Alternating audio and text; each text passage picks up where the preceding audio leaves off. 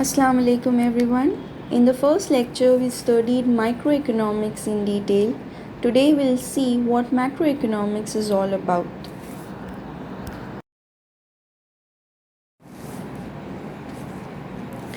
Macroeconomics is the branch of economics which analyzes the entire economy. It deals with the total employment, national income, national output, total investment, total consumption, total savings, general price level, interest rates, inflation, trade cycles, business fluctuations, etc. Thus, macroeconomics is the study of aggregates. It studies the economy as a whole. It does not divide the economy into small parts and then studies each part separately. It studies the entire economy together. Now, the definition given by J.L. Hansen. Macroeconomics is that branch of economics which considers the relationship between large aggregates such as the volume of employment, total amount of savings, investment, national income, etc. In simple words, macroeconomics shows the interdependence of different aspects of the economy. It shows how employment affects savings and how savings impact the investment and thereby national income. For instance, if there is proper employment opportunity available for people, people will have more income. As a result, people will be able to save more.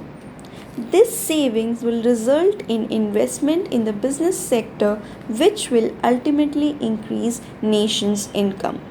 This is how everything is interconnected as far as macroeconomics is concerned. Moving forward, as we have seen, macroeconomics deals with the functioning of the economy as a whole. The following chart gives an idea about the scope of macroeconomics. We'll go through it all one by one. The first one is theory of income and employment. Macroeconomics is called as theory of income and employment because it analyzes or studies the factors which affect the income and employment level. For example, macroeconomic studies factors like import and export in the nation, which plays an important role in the determination of national income. Similarly, to understand how the level of employment is determined in the nation, we have to study the consumption function and the investment function. Consumption function means how much amount or how much percentage of the total income is spent or consumed by an individual.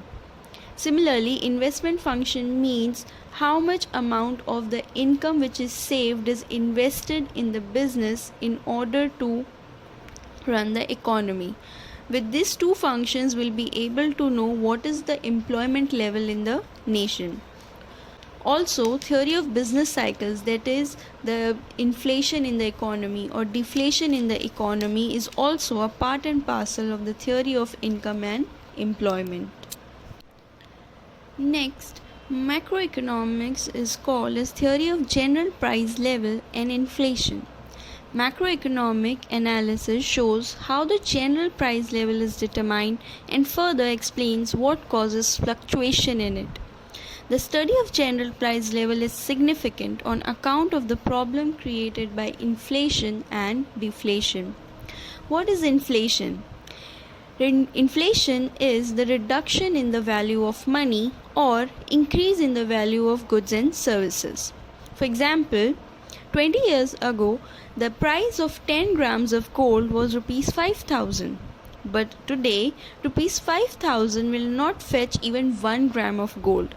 So, the value of rupees 5,000 have reduced. This is called as inflation. All this is studied in macroeconomics, therefore it is called as theory of general price level and inflation. Moving forward, one of the most important theory in macroeconomics is the theory of growth and development. For any nation, growth and development plays a very important role. Macroeconomic consists of the theory of economic growth and development as it explains the causes of underdevelopment and poverty. It also suggests strategies for accelerating growth and development. Lastly, macroeconomics is also called as macro theory of distribution. Macro theory of distribution deals with the relative share of rent, wages, interest and profit in the total national income. In microeconomics, we studied what should be the rent, wages, interest or profit, but here in macroeconomics, we determine what percentage of national income is derived from rent or what percentage of national income comes from the profit. So here we study how much does each factor contribute to the national income. Our next topic is features of macroeconomics. The first feature of macroeconomics is study of aggregates. Aggregates means total.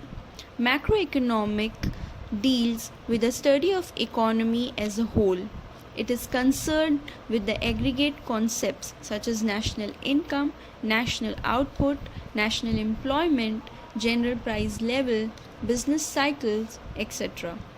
It studies the economy as a whole.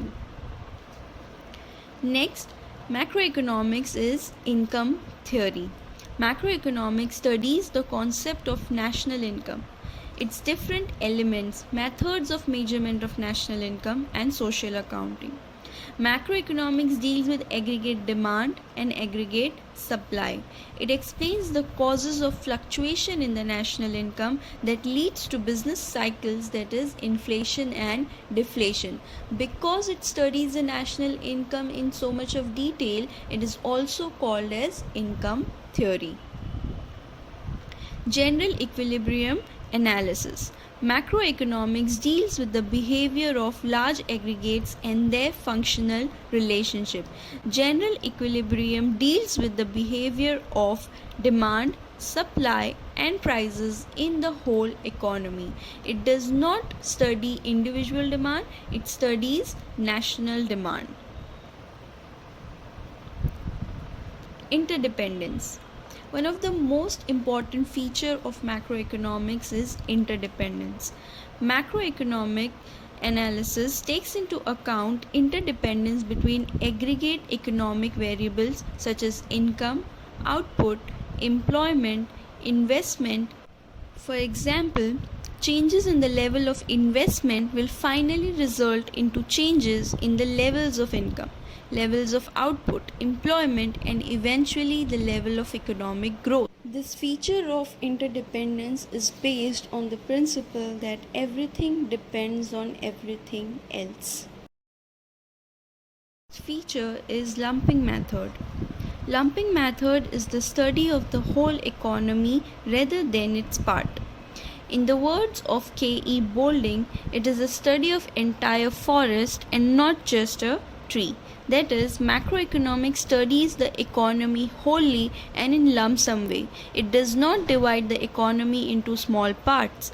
This reveals the difference between microeconomics and macro. General price level. Determination and changes in general price level are studied in macroeconomics. General price level is the average of all the prices of goods and services currently being produced in the economy. For example, petrol price. Different cities have different petrol rates. Like Mumbai may have a petrol rate of say rupees 73, or Pune may have a petrol rate of rupees 71 per litre, and so on. All these individual prices are taken into account and an average is calculated. The average price, say rupees 72 in the given example, will be the general price level of petrol in the economy. In this way, all other goods and services are priced, and this general price level is studied in macroeconomics. Policy oriented. According to Professor Keynes, macroeconomics is a policy oriented science. It suggests suitable economic policies to promote economic growth, generate employment, control and depression, In this way, different policies are framed in macroeconomics, and accordingly, the economy is taken care of. Importance of macroeconomics. Functioning of an economy. Macroeconomic analysis gives us an idea of the functioning of an economic system. It helps us to understand the behavior pattern of aggregative variables in a large and complex economic system. Because it focuses on such important factors like national income, national employment, it is very much important to study macroeconomics so that one is able to understand the functioning of the economy. Economic fluctuations. Macroeconomics helps to analyze the causes of fluctuation in income, output, and employment, and makes an attempt to control them or reduce their severity. Once the problem is known or the reason for the fluctuation is known, it will be easy for the government to form policies and overcome the flaws in the economy. National income. Study of macroeconomics has brought forward the immense importance of the study of national income and social accounts. Without a study of national income, it is not possible to formulate correct economic policies.